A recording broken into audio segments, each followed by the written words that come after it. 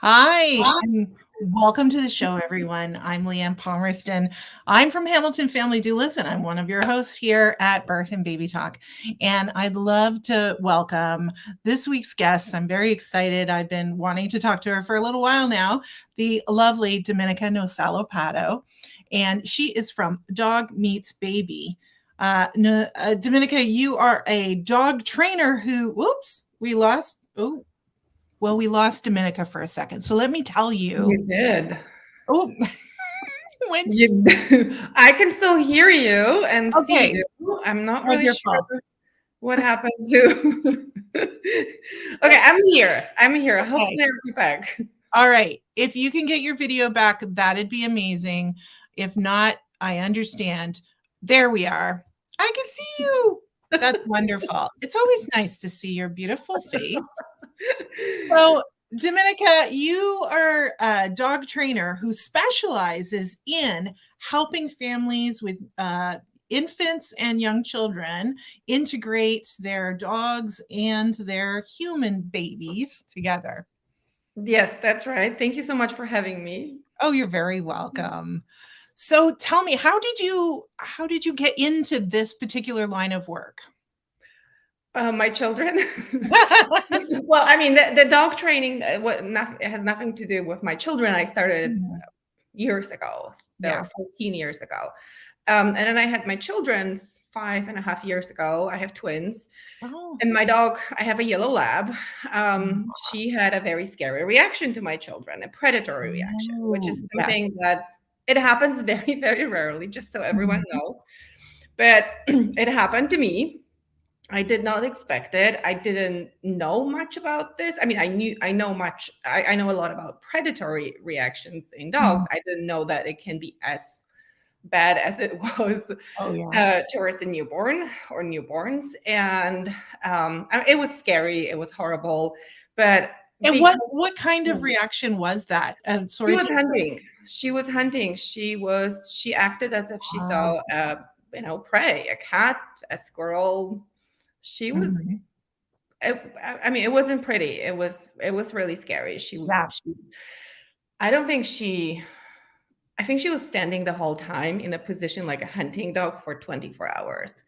Every time they Ye moved, they made a sound with two newborns. That was pretty much the whole time. But because I'm a trainer, I knew what to do, but it made me Mhm. realize, what if someone doesn't know? And actually, I had clients who didn't know and made things worse temporarily. Mhm. And and then the pandemic happened. Yeah. I had more time, well, relatively more time because my kids were home.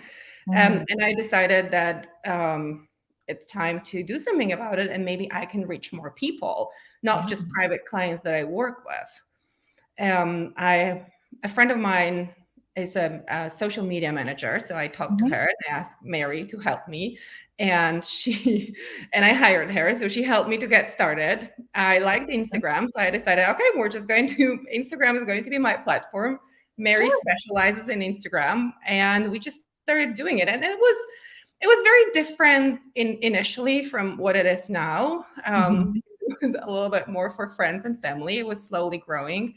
And then at one point, a big account recommended me, and that's when it really started snowballing into what it is right now. Yeah. Oh, that's amazing. It's interesting. Yeah, I think a lot of us, we have children and then we discover that there's this some kind of gap in services somewhere that really, if we could fix that gap, will change our lives and potentially change others' lives. And so I think it's really cool when a process where people become parents and then it kind of like opens their minds up to new possibilities in the world and you kind of revolutionize. And I love that you were already a dog trainer and then Yeah. Oh, yeah. I mean, and I you was. were like, Zoom, this is my niche. Like this is a very specific, special need that people have. Well, I also, like living with dogs and children, I realized that some of the advice that I was giving parents, Yeah. once I was that sleep deprived, tired, exhausted, frustrated, irritated parent, that it doesn't make sense because you're not going to do it. You don't have time. Yes. And that also changed how I started working with parents of young children, Oh, just to okay. give them something like this simple thing that I do all the time, a habit of distance, where I really teach people, you sit between the dog and the child. That's it. Mhm. It's easy. It's simple. Your leg is always with you and you can do it. And this way, give your dog a little bit of space and teach them not to be on top of your child. Oh, I think Yes. I don't know why that keeps dropping out, but that's okay. well, I do technology. see you. There you are. Oh, well, that sounds fantastic because I know as a doula, I walk into my clients' homes very frequently. Oh, and we completely lost her. So I'll carry on and I'm hoping she will be able to get back into the studio. Um, yeah, as a doula, when I walk into client homes, there's almost always a dog there. There's a lot of dogs. There are a bunch of cats too. Typically, I have walked into homes where there were things like ferrets and other types of animals. Um, and I'm going to bring, there we go. We have Dominika. Here I am again. Hey. So when I walk into our clients' homes, I would say like easily half of our clients have a dog. 3/4 of them have some kind of animal. And I keep thinking to myself, I have all these wonderful, enthusiastic animals like greeting me at the door when I come to visit, and they're so excited. I always say the attention I get at the front door when I first come into a client's home is like, oh my God, a new friend, a new friend. Well, 'Cause the you're dog lucky because not all dogs are like that. There are many who no, would be protective of their house.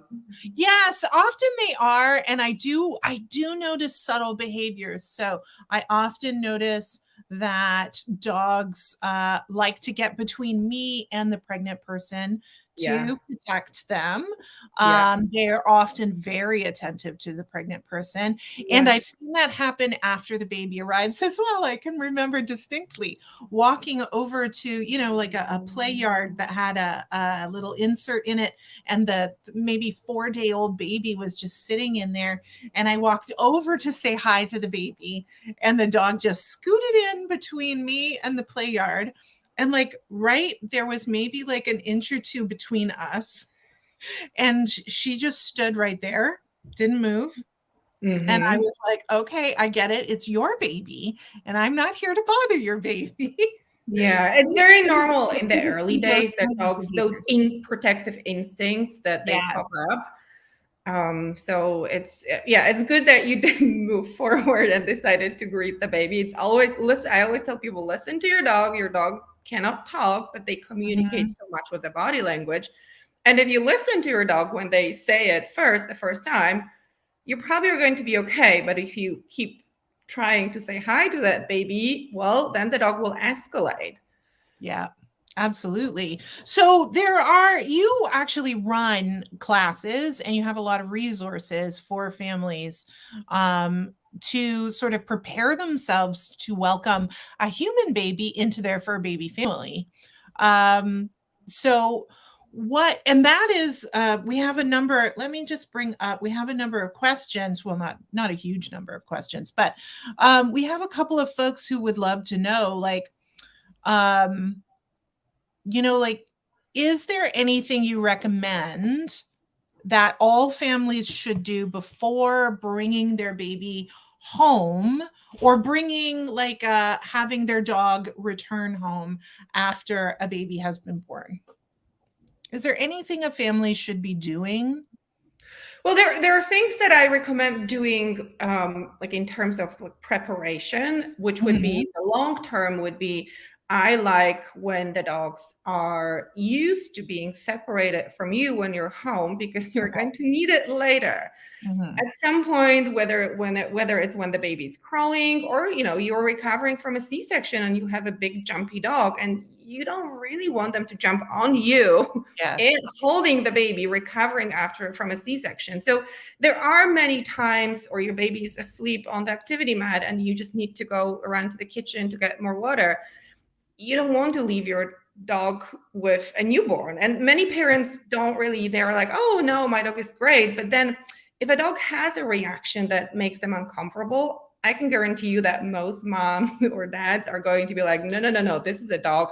I don't feel comfortable. Yeah. So they may feel like that, oh, the dog will be included, but it changes when you have once you have a real baby. And I totally, especially if your dog has a reaction, and I'm not saying a reaction like my dog, but so it's always good to teach the dog that maybe we're going to teach you that the nursery is going to be off limits. You can always bring your dog later. It doesn't mean that you're not going to do it, but it's so much easier to teach the dog that the nursery is the space that you don't go into before you have the baby. Then your dog is always there with you. And then you decide, okay, I actually don't want the dog here. It makes me nervous. It makes me uncomfortable. And then you kick the dog out. And then you have a dog that is behind a baby gate crying, Yeah, because they're like, whining and barking. Because they're thinking it's a space I used to play in. Now, why can't I go there?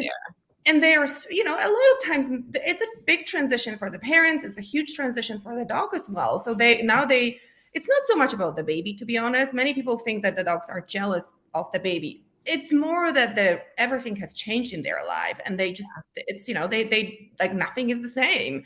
And they are a little bit anxious, most of them, and they don't really know what to expect because it's not what it used to be. So it's always good to teach your dog that there are times there are many dogs who follow their parents to the bathroom. They are always with them. Start closing that door. Children. Yeah. But it's like, just like do a little bit, like making sure that before you have your baby, there is a little bit everyday practice. It can be for 5 minutes, can be 10 minutes, 30 minutes, where your dog actually does not have access to you, because it will help you so much later. Okay. So to me, this is the situations that I'm very, like, I don't really know what to tell parents is when the dog actually starts growling at the child, especially a newly mobile child, and it cannot be separated from the parent. I don't really know what to do, because obviously we have to do it for the child's safety. Yeah. And it's at this point, we don't have too many options really to train it, because most parents don't really have that time later. Yeah. So that, to me, this is like a number one skill that I would recommend that people do. I would, of course, tell them play the baby sounds. I do think that it is important that you play the newborn baby sounds. So like the sound of what a baby crying sounds like, so that the dog becomes acclimated to that? Exactly. Yeah. Okay. So you play those. And I have on my website, I have a library of newborn sounds. I ask my mom friends to record their babies doing all those sounds. Hungry, not super hungry, light crying, grunting, baby trying to poop. All those sounds. So you can really play them before you have the baby, just so your dog gets used to it. Yeah. As your dog, once your dog ignores them, and many do quickly, because, well, a sound is not a real baby. Yeah. Then I recommend play them in the crib, or play them in the car seat, or while you're holding something. It can be a baby blanket. Put your phone inside, carry it, play the sound, pretend you're soothing the baby. Just so your dog is used to those sounds and sides. Well, there are no movements, of course, but it's the more you can prepare, the better. Some dogs, like if you plan on doing stroller walks with your dog, do it before the baby is in the stroller, because some dogs some may be afraid of the stroller, walking next to it. And it's much harder to practice when you have the baby inside and your dog is not used to it, because at this point, well, it is a little bit risky. Yeah. Yeah. And if you have a dog who likes to maybe have a long lead, or is a little bit energetic during walks, and likes to maybe do a little bit of pulling or run ahead a bit, then yeah, that doesn't work if you've got a tiny baby in a stroller that you have to also control. Yeah. I mean, it's always good to have a plan and to practice before. You may always I live in hilly San Francisco, and I had a double stroller, and my dog, there are many squirrels, there are many raccoons and skunks in this neighborhood. I didn't feel comfortable walking my dog and the babies in the double stroller. So we were not doing it when I was by myself. And that's okay too. You can always decide we're only going to do family walks together, because I didn't feel comfortable. But if someone wants to do it, and it's really important to them that we had a dog walker. So in our case, our dog was getting a lot of exercise. Yeah. But if this is the way how you're going to exercise your dog, that's your plan, then you need to make sure that dog knows about it, that now he or she is going to walk next to a stroller, and they don't try to attack the wheels. The leash doesn't get wrapped up around the stroller. Yeah. Because if you have to choose, you probably are going to decide, okay, I still want to go for a walk. My dog is not coming because they're not trained. And that's not good either, because then you have a dog at home that is not getting exercise. Yes. Now, after the baby comes home, we have another question. I really like this one.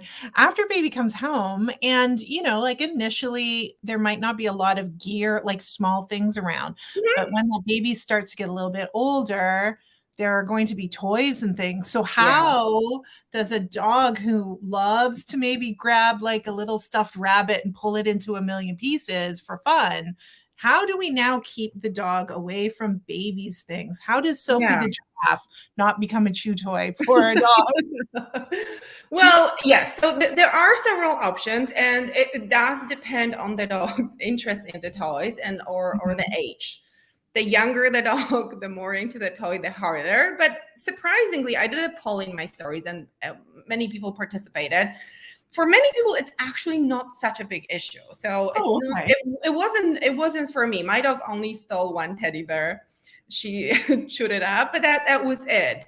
So it's not really, I think many people confirmed what I'm seeing, that it's not, the dogs can tell the difference. Some parents try to do it this way, that if someone gets a puppy and I know that they plan on having children, sometimes we decide right away, we're not going to give the dog certain type of toys that look like children's toys. So sometimes you can do it this way, that you just, the toys that you buy for the kids are different than the toys that you buy for a dog. So some parents only stick to like rope toys for dogs. So sometimes you can do it this way. The other way that I like to do, and that's a little bit pre-baby, is that I teach the dog that the activity mat or a baby blanket or the play gym, that's an off-limit area. And we practice this. We use the cue leave it. We reward the dog for staying on so one of the exercises that I do is that we place the baby mat on the floor, and then we tell the dog, go to bed, or go to couch. So they learn that when the baby mat is on the floor, we go somewhere else. Okay. And then we start adding items on this activity mat. We start with boring items like bottles.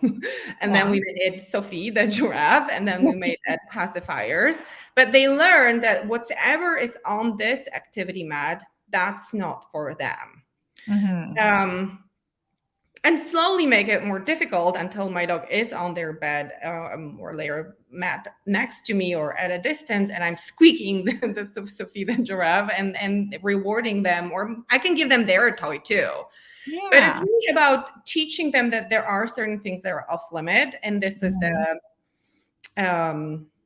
whatever is on the activity mat, and really practicing leave it, like having a strong leave it cue definitely helps. Yeah. Some people decide that, we're initially, once the kids get older, the toys travel.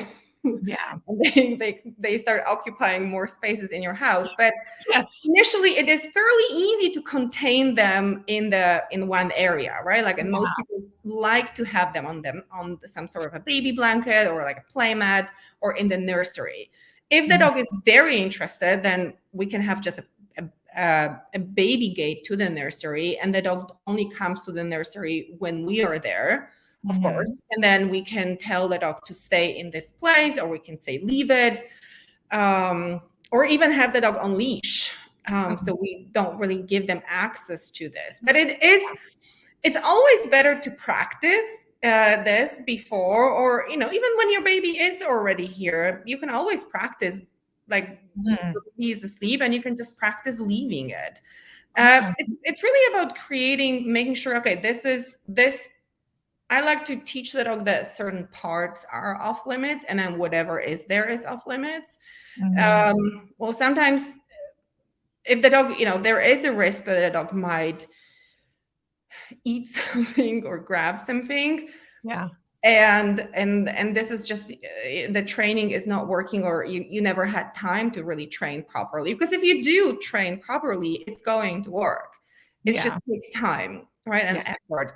So if I do board and train for dogs, and most of them are puppies. Of course, they're very interested in all the toys. We manage. I just have an area that's for kids. I have an area that's for dogs. Okay. And my kids can come to the dog area, but the dogs don't go to their area, especially when we have many toys on the floor. And right now it's Lego. I'm definitely not. No, I'm not having a dog in the Legoland. No. Yeah, you definitely don't want dogs to be swallowing little bits of that stuff. Yes. Yeah. But they can tell the difference. You know, if you're very consistent with some dogs, if they grab something, you just consistently tell them drop, redirect to their toy. So it's a lot about teaching the dog the leave it cue, teaching the dog to drop, consistently redirecting to their toy. So they learn over time, and managing. If the dog has access unsupervised to kids' toys, then it's not going to work, because they can just play with them when you're not there. Yeah, exactly. And I guess, so I really, what it boils down to, I think, is that parents need to practice and help sort of like almost train their dog to have certain behaviors or routines maybe around stuff related to baby. However, I think for a lot of parents, you know, you're not really realizing. I mean, I find this with, as parents are getting ready for their babies, Mm-hmm. they don't necessarily see the whole scope of all the things that they really need to think about. And they're almost, I mean, I love to try to help people figure out things before they get in the moment when they make the decision and take action. So if you can, take action ahead of time, then you set yourself up for success. You do. And that brings us to the classes that you offer. So do you have a specific class for folks who are pregnant or planning to get pregnant? Yes, I have two. These are two courses that are instant access, self-paced courses. Awesome. And one of them is it's called preparation course, and that's where we focus on what we discuss: how to teach a dog to stay off the baby activity mat, and how to teach a dog to drop things, and how to teach a dog to be comfortable behind a baby gate. And then there is the other one that focuses on the introduction part: how to introduce your baby to your dog. Because there's a lot on the internet, and there are many ways that people do it, that if I did it this way, you know, I would be probably rushing my kids to the ER. It's you know, it is just, it's hard to predict how a dog is going to react to a newborn. If they have been around newborns, many haven't, then you may have an idea. But I also work with clients who are on baby number 3, and the dog was totally comfortable with baby number 1 and 2, and suddenly has a reaction to baby number 3. So it is always best just to have a plan, to have this, to know the steps of a safe introduction. So if anything, you see that your dog is not okay, you stop it. But this way you can, the videos when the car seat is on the floor and 2 giant dogs are sniffing the baby, and almost, I mean, not almost, always every second video after about 5 or 10 seconds, because the dogs are not leaving, of course. They have never seen a baby. The parent is getting nervous and pulls the dog, which is not safe either.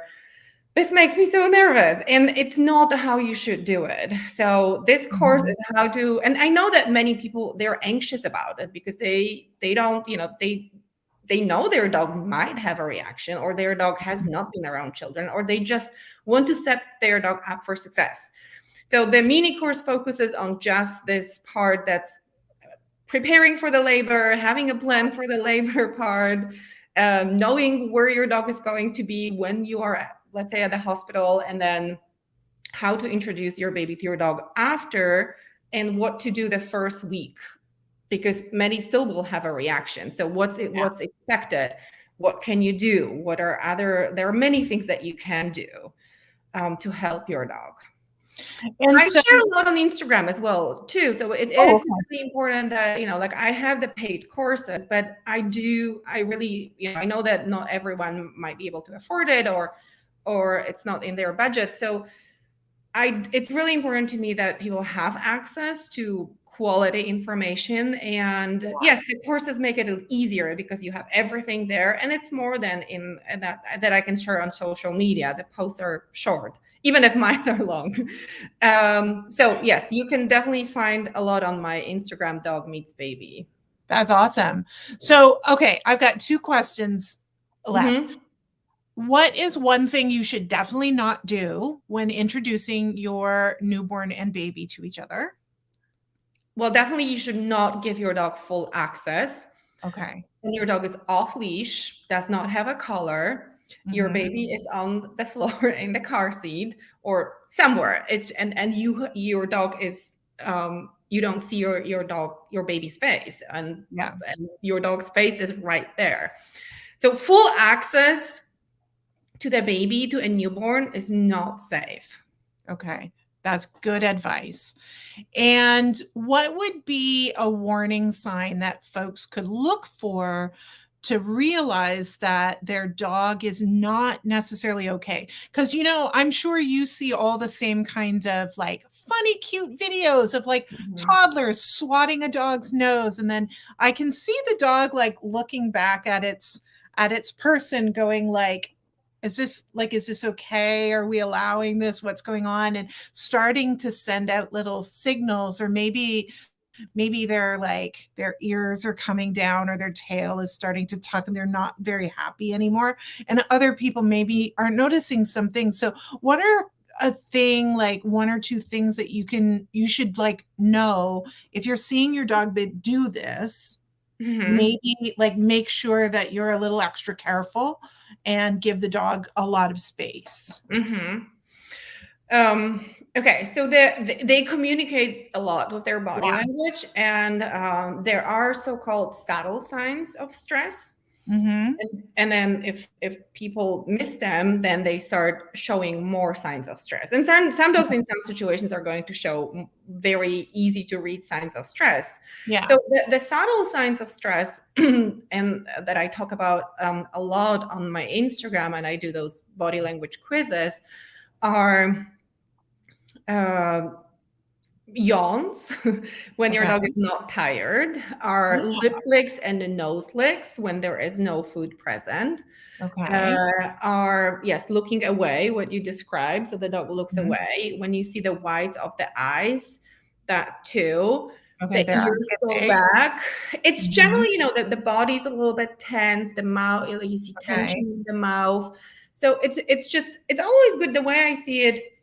When you come home, look at your dog. They're happy to see you, right? Like what you describe, how you're greeted. Yeah. Look at the body language, look at their ears, look at the eyes, look at the mouth. It's probably very loose and bouncy, and that there was no tension, right? The mouth is open a little bit. The eyes are kind of smiling, right? Like it was like all like loose and bouncy and excited. And a fast wagging tail. Yeah, like like the helicopter tail, right? It's like broad, like wide wax. So that's what your happy dog looks like.